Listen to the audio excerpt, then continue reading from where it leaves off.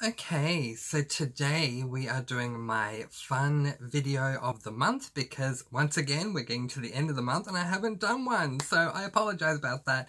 So today we are doing another book tag. We're doing the magical book tag, and the only reason it's taken till May to do this one is because I didn't even know this existed until now, and with all the fantasy books that I've read, it's the perfect book tag for me to do. So let's get right into this and get through these questions. So the first question is favourite magical potion or drink, and I would have to go with the Harry Potter world for this one. I think a lot of these questions are tailored to Harry Potter, and it would be Felis Felicius, otherwise known as Liquid Luck. It just sounds so amazing. Everything about it, like it's meant to smell of your favourite things and remind you of all the good things out there, and then when you actually take it, it provides you with luck for as long as it lasts, and you'll have good fortune while it lasts. So I would have to say that that will be my favourite potion. Let's move on to question 2. So question 2 is favourite magical book, and I assume this means novel. This is a very tough one for me to answer because at the moment I'm kind of going back and forth between Mistborn, the Final Empire, and Harry Potter and the either Prisoner of Azkaban or the Goblet of Fire. I'm currently reading the Goblet of Fire and it's so good. The book is amazing. Film, another story, but book, really good. So, but if I had to choose, I would land on Mistborn, the Final Empire, because it was just such an emotional read for me and I really enjoyed the magic system of that book.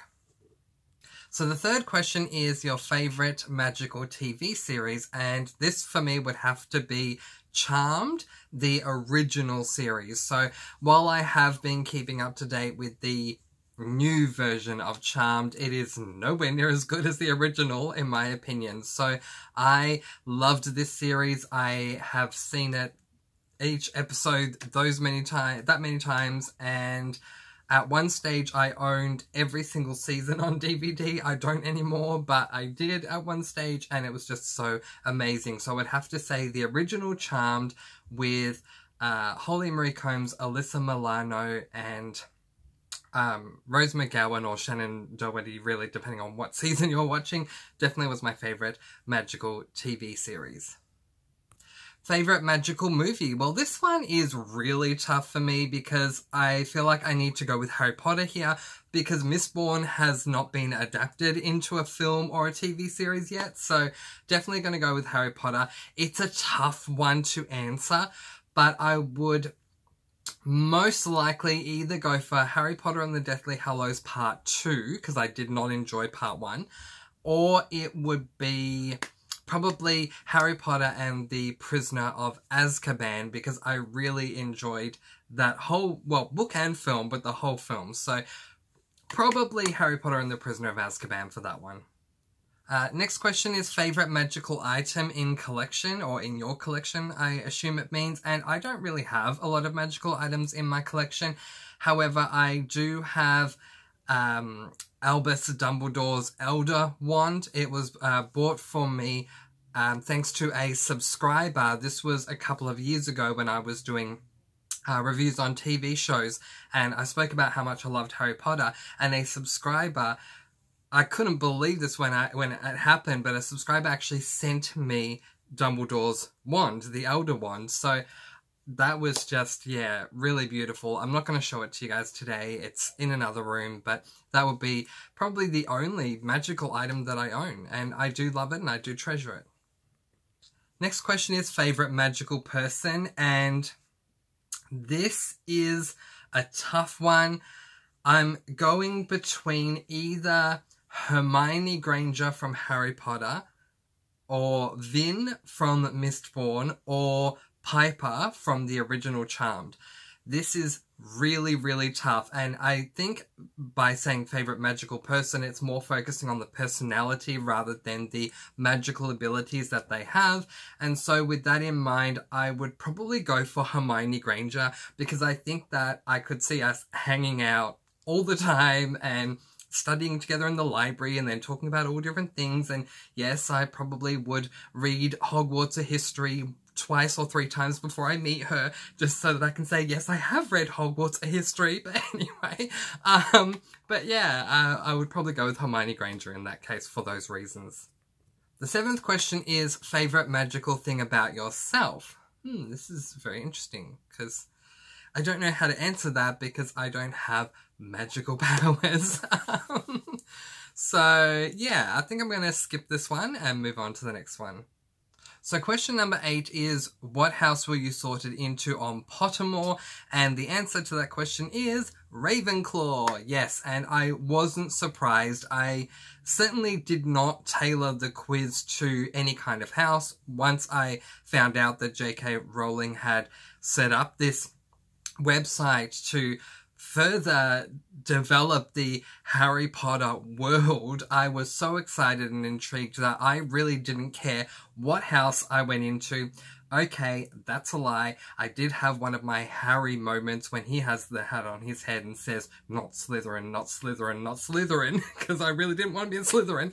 But even if I was, I would have made the best of the situation, but I ended up getting Ravenclaw. It doesn't surprise me. Ravenclaw's motto, wit beyond measure is man's greatest treasure, is something that I can certainly live by. I have always appreciated those who are really intelligent, and it is one of the most attractive qualities that I find in people is intelligence. So it didn't surprise me that much. But there you go. The house that I was sorted into was Ravenclaw. So the next question is, what's your second house on Pottermore? And I don't quite know what this is referring to because I didn't know that you could have a second house on Pottermore. But if I was going to assume which house I would be sorted into if it wasn't Ravenclaw, it's a tough one, because as much as I love Gryffindor, I don't think I would have been sorted into Gryffindor. I think I would have been sorted into Hufflepuff. Hufflepuff has a really bad reputation, but I really view Hufflepuff as the nice, kind, sweet, inclusive house, and I love them for that. So I would have had no problems being sorted into Hufflepuff. I probably would have enjoyed it. And doing the research that I've done with the entryway of getting into Hufflepuff house by tapping on barrels and stuff like that, it just seems so very interesting and very amazing. So yeah, I would have no problem being sorted into Hufflepuff house, and I definitely think that would be the second house that I'll be sorted into. So there's my answer for that question. The 10th question is, what would your favourite class at Hogwarts be? Now this is an interesting question because there are a lot of really interesting classes at Hogwarts. One of them that's popping out at me at the moment would probably be Arithmancy. I did some research on it because while Arithmancy comes up in the books because it's a class that Hermione takes, we don't really know a lot about the class at all, other than the fact that she takes these classes and the teacher is meant to be very strict and give them a lot of homework. But when I did my research on it, I found out that part of what Arithmancy is using numbers and words to determine certain things, and that really intrigued me. So I'm not surprised that Hermione is taking this class, and I would have to say that I probably enjoy it myself too. But I also think that I would enjoy Charms for several reasons. I think Charms is kind of like my favourite practical side of it. As much as Transfiguration sounds like fun, with Charms you're learning all these different types of spells in every class, where in Transfiguration, while you may be transfiguring different things, you're still doing the one standard spell. Also, my head of house teaches that class, so I think I would enjoy being taught by my head of house, Professor Flitwick. So, you know, I would have to say Arithmancy and or Charms. The 11th question is, who would your Hogwarts BFF be? And I've already intimated that answer already, and so I'll just repeat it here. I definitely believe my Hogwarts BFF would be Hermione Granger, and while I would try and become friends with that trio and make it a quartet, I think that as much as the three of them spend a lot of time together, there are definitely moments throughout most of the book where Harry and Ron have time on their own, and then they have time, the three of them together. It's not often, although it does occur, it's not often that we see Harry alone with Hermione, and I think that's what I would do if the four of us were friends. Anytime we split off into groups, I think Harry will go with Ron and I will go with Hermione. So, you know, I wonder if I could ask Dumbledore if I could sleep in Hermione's room, in Hermione's dorm, so we could just, I don't know, stay in the same dormitory and talk at night like Harry and Ron do. But yeah, I would definitely have to say my BFF would be Hermione Granger for sure. Next question is favourite Harry Potter villain. This is a very tough one for me to answer because I really don't like the villains at all. I have issues with He Who Must Not Be Named. You know who.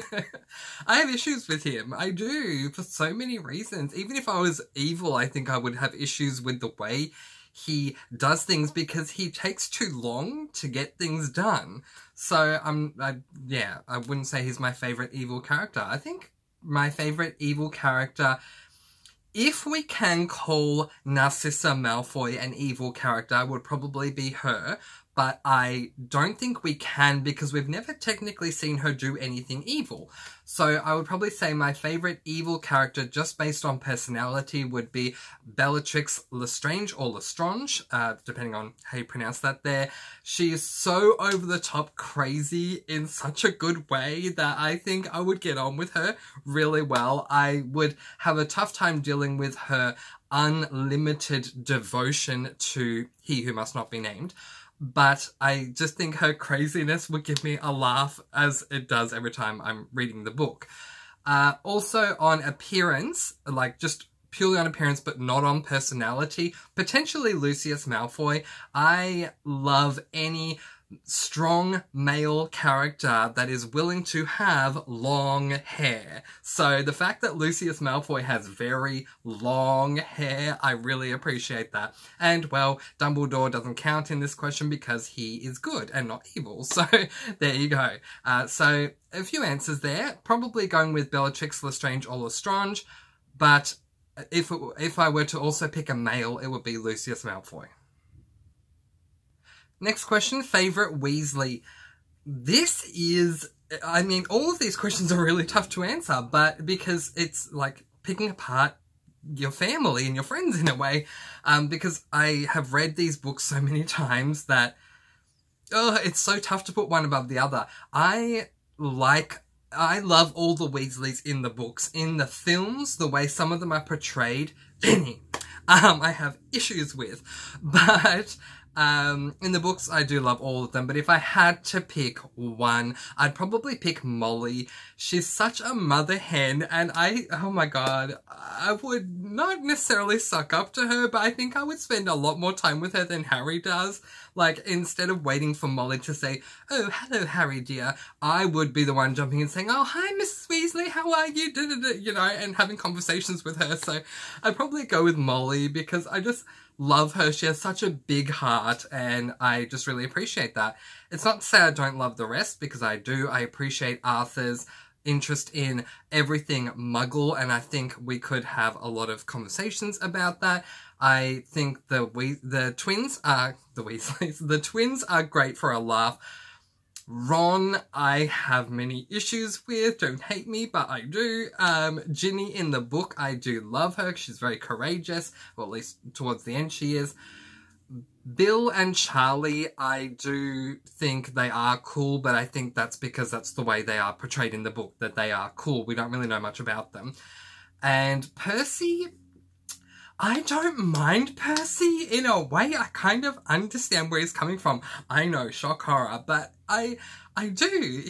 When we first meet him, he's a prefect, then he becomes head boy, and then he goes straight out of Hogwarts and into the Ministry. Percy's always had a lot of things on his shoulders, and that reflects the way that he acts around everyone. So I think I would have been much more sympathetic. Plus, it does say in the book that Hermione actually always liked Percy. So, I mean, you know, I'm sure me and Hermione would hang out with Percy at Hogwarts as well. But if I had to pick one, I would pick Molly for sure. Molly Weasley, because of just her really big heart. So, question 14 is favourite Diagon Alley shop. Oh, I don't know. It's a tough one. If I end up loving Butterbeer, I've never tried it, but if I do, then probably the Three Broomsticks, but I don't think I would spend a lot of time in Quidditch supplies because I don't really want to play Quidditch. I wouldn't mind flying on a broom, but I wouldn't want to play Quidditch. I don't know, maybe the animal shop, maybe Ollivander's. It's a tough one. It really is. But yeah, and Florence Fortescue's ice cream shop, maybe. I don't know. That's a tough one to answer. Question 15. Would you rather be a part of or spectate the Triwizard Tournament? Now, I'm currently reading Harry Potter and the Goblet of Fire, and the tournament has just... Like, if you've read The Goblet of Fire, you know what I mean. It just finished, and the next thing that happens right after is about to happen. So, I've just recently gone through reading the Triwizard Tournament. It's the perfect time to ask this question. I would much rather be a spectator than actually be in the tournament. I think it was unfair that Harry was forced to go into a tournament he didn't ask to be a part of. But, and I'm really surprised that no one fought really hard to keep him out of the tournament. But anyway, we'll let that go. But no, I would not at all enjoy being a part of that tournament and being a champion in that tournament. As much as there are, you know, there's 1,000 galleons prize money and the, you know, the chance to be champion and bragging rights and all that kind of stuff.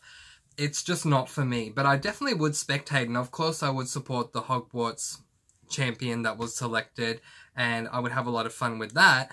But I also think that it would be rather boring being a spectator, with the exception of the very first task where you see everything that happens. In the second task and the third task, if you're spectating, you don't know what's going on. And I think this is something that J.K. Rowling has been criticised for enough that I don't need to go there. But I just wanted to say that I agree with this.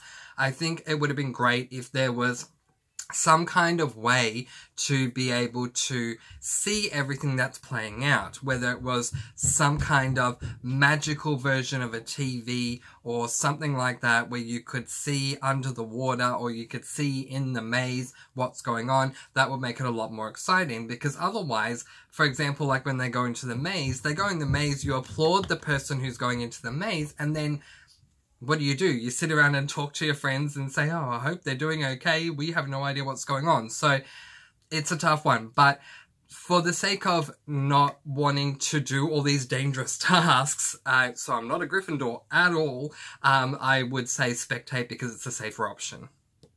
Next question is question 16, and it's a rather silly question in my opinion. Would you rather take Crabbe or Goyle to the Yule Ball? This is way too tough because I don't know enough about them, so I don't feel like I can answer that.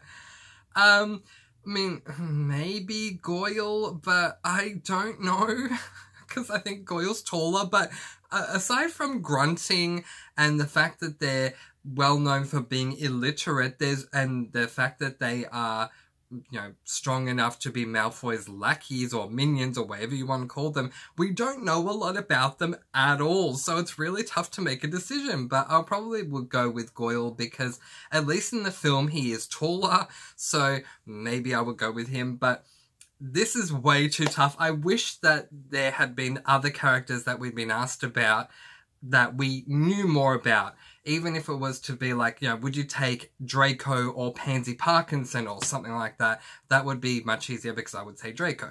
But anyway, I mean, you know, with Crabbe and Goyle, it's a tough one. Next question, would you rather spend a day in the life of Umbridge or Skeeter? Gosh, I mean, it's a tough one again. We do know a lot of information about them, or I know enough to make an informed decision, but what day am I spending in their life? Am I spending a typical day in their life? Am I spending Umbridge's last day at Hogwarts, that day in her life, because I wouldn't want to be Umbridge on that day. So I don't know. But if it's a typical day in their life, it's a tough one. I'd probably go with Rita Skeeter because I've always had an interest in writing articles and things like that. So, and the quick quotes quill makes things so much easier. So, despite the fact that it kind of writes all this excessive writing that never actually, about things that never actually came up in the interview, I'd probably go with Rita Skeeter because of my interest in journalism. Next question, would you rather purge slugs like Ron, or would you rather lose the bones in your arm like Harry? Probably the bones in my arm, because if Lockhart hadn't messed with Harry, despite Harry saying no, there is a big problem with characters who don't understand the word no in the Harry Potter world, because seriously, if you're saying no, no means no. But when Harry's arms are broken and then Lockhart tries to fix them and complicates all that, Madame Pomfrey says to Harry afterwards, broken bones I can fix in an instant, but, you know, I don't want to give away spoilers, but doing what she has to do now because of what Lockhart did is going to take a long time and it's going to be really painful. So I would go with Harry. I'd rather have all the bones in my arm broken, and then I would go immediately to Madame Pomfrey, who would fix them in a second. Next question, if you could have any mythological pet, what would it be? Again, it's a tough one because there are so many to choose from. If I was in Harry Potter's world, I would say an owl because of how important they are. They are really the only way to get to correspond with people that you aren't in close enough a range to be able to get to. So if I was an underage wizard who cannot apparate because I'm underage, I think I would need an owl. I would save up for an owl. But if I could apparate, then I wouldn't necessarily need an owl, so I would maybe, I don't know, really, probably go for a phoenix, because of the fact that a phoenix's tears has healing powers, and if I'm at Hogwarts, it's not really safe all the time, so having a phoenix on hand to be able to heal me would be great, and to be able to lift those immense loads, you know, that would be great. If me and my friends got in trouble, we could just hang on to the phoenix and it can fly us away. So there's my answer for that one.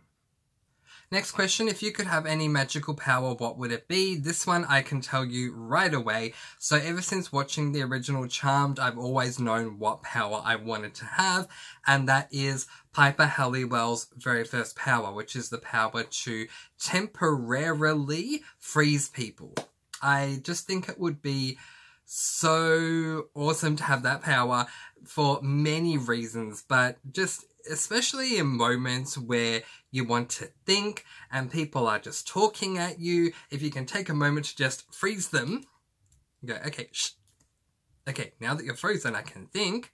Now I'm going to unfreeze you. Okay, my answer is this. You know, it would just be so convenient. So definitely, as far as original Charmed lore is concerned, the power to freeze like Piper Halliwell has.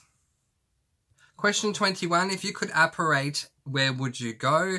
And my answer would be to the border of where Hogwarts School for Witchcraft and Wizardry is. Because, as Hermione keeps reminding everyone, if you read Hogwarts A History, you should know that you can't apparate onto Hogwarts grounds. So I would apparate to the border of the Hogwarts grounds and then try and find a way in to take classes, because I really want to learn there.